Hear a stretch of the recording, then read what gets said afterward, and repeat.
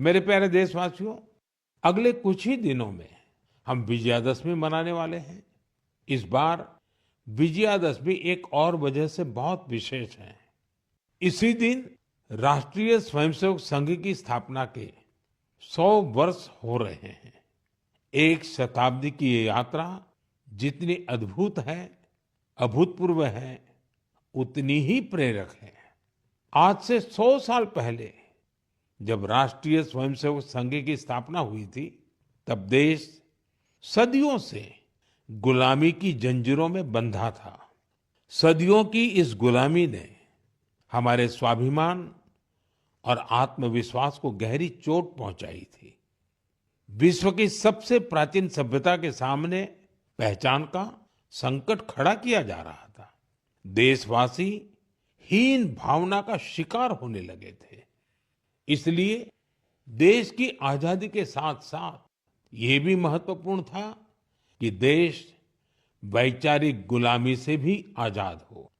ऐसे में परम पूज्य डॉक्टर हेडगेवार जी ने इस विषय में मंथन करना शुरू किया और फिर इसी भगीरथ कार्य के लिए उन्होंने 1925 में विजयादशमी के पावन अवसर पर राष्ट्रीय स्वयंसेवक संघ की स्थापना की। डॉक्टर साहब के जाने के बाद परम पूज्य गुरु जी ने राष्ट्र सेवा के इस महायज्ञ को आगे बढ़ाया। परम पूज्य गुरु जी कहा करते थे, राष्ट्राय स्वाहा इदम राष्ट्राय इदम न मम। यानी ये मेरा नहीं है, ये राष्ट्र का है। इसमें स्वार्थ से ऊपर उठकर राष्ट्र के लिए समर्पण का भाव रखने की प्रेरणा है।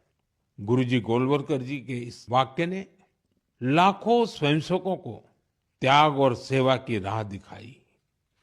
त्याग और सेवा की भावना और अनुशासन की सीख, यही संघ की सच्ची ताकत है।